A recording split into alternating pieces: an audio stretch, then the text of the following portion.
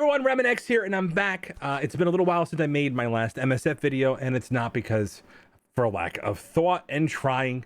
I just want to talk a little bit about what's happening here, and so we'll start this preface out with, I'm about to make a recommendation you guys may think is unpopular, but this is the truth as far as I see it, okay?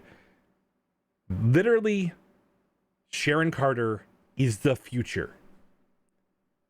And we'll explain that all in detail throughout this video and hopefully help you understand where I'm coming from. Okay, let's start with the first piece of the puzzle. The 1.1 raid is by far, the Doom 1.1 is by far one of the worst raids I've ever experienced as a player. Its design mechanic, the fact that it's still largely overcome 6 months into its iteration, means that it was built for something that isn't even in the game yet. So to be clear, if it was built for G16 and ISO level 5 blue, and we don't have G16 ISO level 5 blue in its entire iteration, then that's a failure in my eyes. The bio nodes are still largely frustrating, which is why I thought Adam Warlock was going to be a bio character. All that being said, let's just talk a little bit about why Sharon Carter is the future. And we can show you in just a simple screenshot. I accidentally clicked on my gold, my 6 gold elite orb. I thought it was on a 5, popping it for Sharon Carter. But I'm happy. I'm okay. It's okay. Everything's okay. Got a great 6 red star character built for the future. So let's compare her to Black Widow right here. Now, obviously, she's not ISO 5 for the skirmisher bonus, but because she's a striker, you guys will see that she has a little bit more damage, but 255k health, 21 4k damage, and then you guys will see a focus and resistance 11k, 7700. Compare that to Sharon Carter at 3-star, 3 red G14, 233k health, 15k, 10k focus, 5k resistance. And by the way, she'll also have offense up. She'll be getting more stats from the rest of her team. And she's giving offense up every turn to the game. And so this is a really great character that I think that everybody should invest in. Now, whether that's time, money, resources, yes. This is the future of the game, unfortunately. This is literally where the game is going.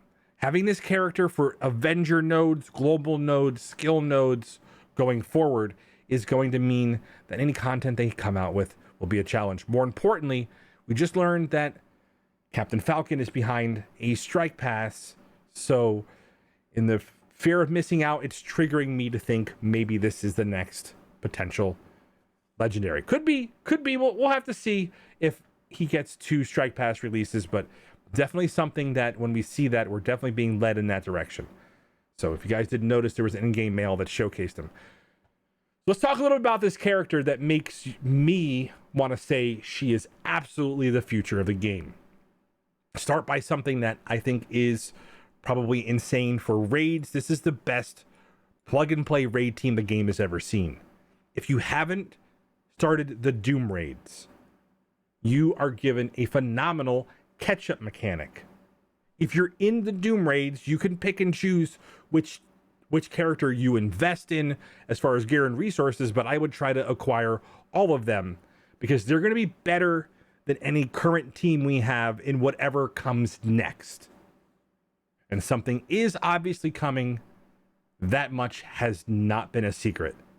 This game is always about the next level of progression, and that is clearly off in the horizon. We have just crested one hill and seen what is laid out before us, and that is the next level cap and G16.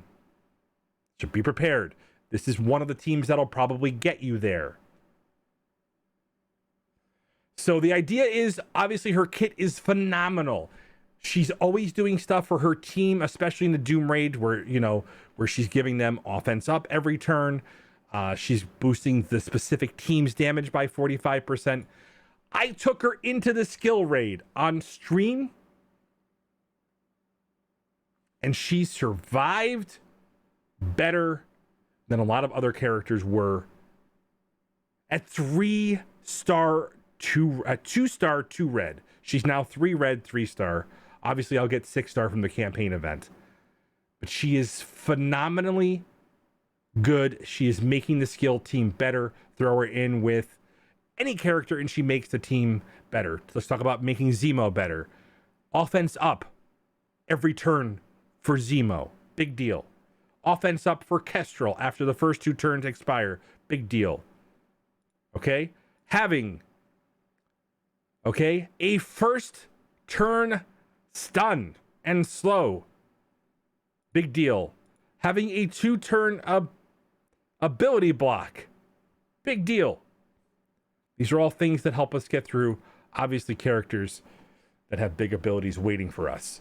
This character is built to last. More importantly, if you guys don't know, and this isn't in the actual game files, you have to look at the JSON like we did, or look at msf.gg with the assist counter. This will also, when she has Captain Falcon, Sam Wilson, she'll be basically rewinding time by 25%. So she may potentially be a striker later on once Sam Wilson's on the team. I currently have her as a skirmisher, so I could literally use her in the 1.1 raid because she has the focus at 3-star, 3 red to land debuffs better than most characters I had in my roster at 7-star G15, 5 red plus.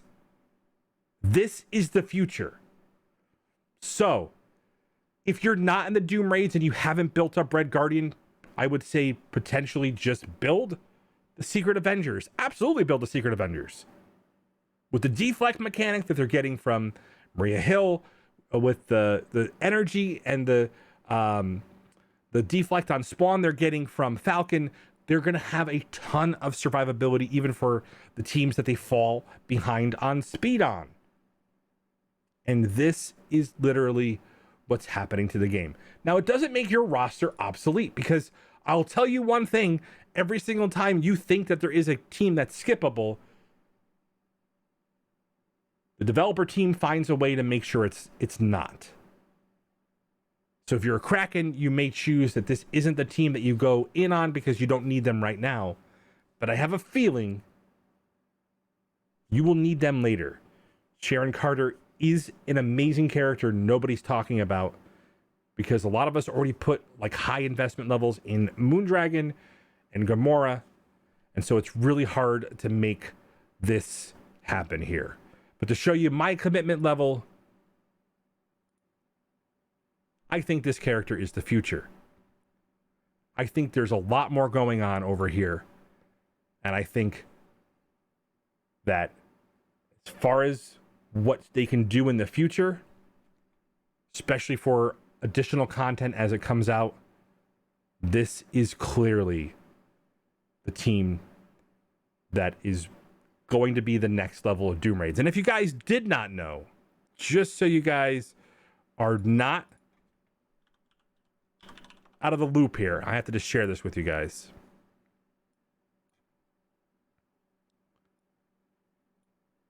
If it would load. The Doom 2 raids are actually in the game files here.